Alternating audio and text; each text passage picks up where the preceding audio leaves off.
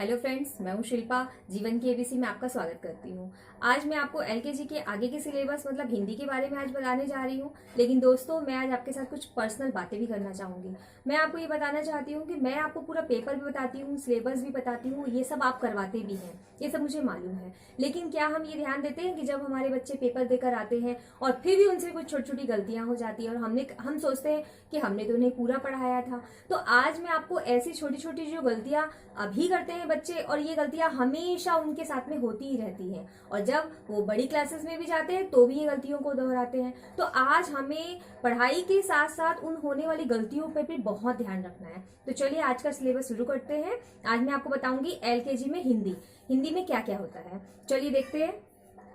वैसे तो हिंदी के सिलेबस में देखिए, आज हम एलकेजी का पूरा सिलेबस बताएंगे। पूरे साल उन्हें क्या पढ़ाया जाता है। उन्हें अ से आहा तक पढ़ाया जाता है, क से ज्ञ तक पढ़ाया जाता है, और उसके बाद 2 अक्षर से बनने वाले शब्दों की प्रैक्टिस कराई जाती है। तो देखिए दोस्तों, मैंने आपको एलकेजी के नर्सरी के सिलेबस में बताया अ से आहा। इसे कराने का तरीका देखिए। अभी मैंने यहाँ लिखा है खाली जगह भरो। अ आ ई उ इस तरह के बीच बीच में आप जो लाइनें डॉट्स देंगे, ये ब्लैंक्स देंगे, ये इन बच्चे भर के अपना डाउट क्लियर करेंगे और अ से आहा तक का कॉन्सेप्ट क्लियर करेंगे। वैसे ही क से, जब आप क से अंग तक, इय तक जब भी कराएं तो थोड़े थोड़े एक एक लाइन करके करवाएं। मैंने यहाँ पर पूरा बताया है, लेकिन आप इसे थोड़ा थोड़ा करके करवाएं और क से ज्ञ तक का कॉन्सेप्ट क्लियर कराएं।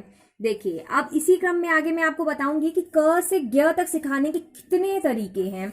और जो मैं कह रही थी ना कि बच्चे जो बार बार गलतियां करते हैं, लिख कर पूरा आते हैं, हमने तो उन्हें फ सिखाया था लेकिन वो फ को गलत क्यों लिख देते हैं। अगर आप इस तरह के कोई क्वेश्चंस बनाकर उन्हें प्रैक्टिस कराएंगे तो समझ जाएंगे कि वो बच्चे फ को उल्टा लिख रहा है, म को उल्टा लिख रहा है, च को उल्टा लिख रहा है, ये बाण किरण है, ये भी उल्टा लिख रहा है। तो अगर आप ऐसे कठिन वर्ड, जो उन्हें कठिन अक्षर लगते हैं, अगर आप उनकी प्रैक्टिस कराएंगे तो ये गलतियां वो बार बार नहीं करेंगे। और उसके बाद देखिए, बाद में आने वाले अक्षर। बाद में आने वाले अक्षर कराने का फायदा क्या होता है कि उन्हें एकदम रटा हुआ रहता है। क के बाद आएगा ख, च के बाद आएगा छ। तो इस तरह उन्हें हम कराएंगे तो उनके बाद में आने वाले अक्षरों का कॉन्सेप्ट भी उन्हें क्लियर हो जाएगा। और इसको कराने से क्या पता चलता है कि बच्चों को वर्णमाला याद है या नहीं याद है। तो आप इसे रोज एक पेपर के माध्यम से रोज 2-2, 3-3, 4-4 कराते रहें। चलिए आगे बताती हूँ। इसके बाद हमें क्या करना चाहिए। चित्र देखकर लिखो। ये कॉन्सेप्ट सभी स्कूलों में कराया जाता है। इसमें मैचिंग भी होती है। इसमें तरह तरह के बहुत सारे चित्र बना दिए जाते हैं। सही अक्षर पहचान का गोला लगाए कह दिया जाता है। तो इसको कराने के बहुत तरीके हैं दोस्तों। मैंने लेकिन सिर्फ यहाँ पर एक तरीका आपको बताया है, क्योंकि ये अगर बच्चे चित्र जानते हैं तो उनके अक्षर भी पहचान कर वो लिख लेते हैं। अब अक्षरों को जोड़कर लिखो।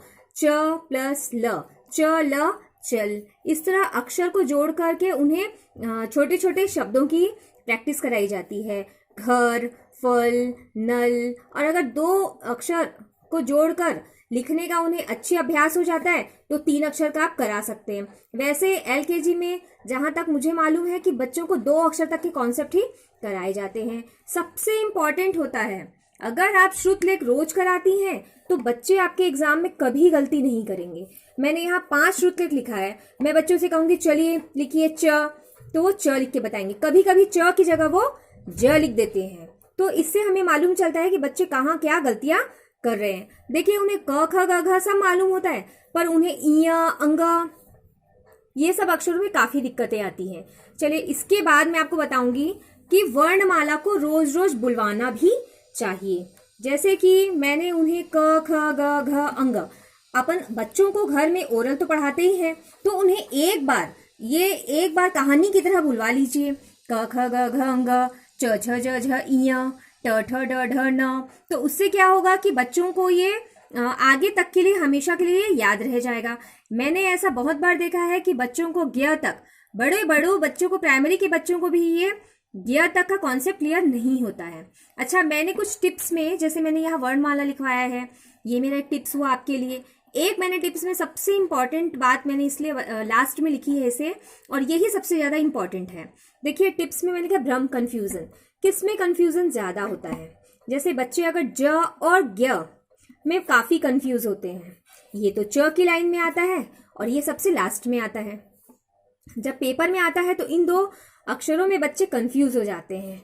चम्मच के च और जहाज के ज, इसमें भी बच्चे काफी कंफ्यूज होते हैं। लिखते हैं जब अक्षरों को जोड़ जोड़ के, तो चम्मच लिखने के लिए बोला जाता है तो बच्चे ज से उस अक्षर को शुरुआत करते हैं।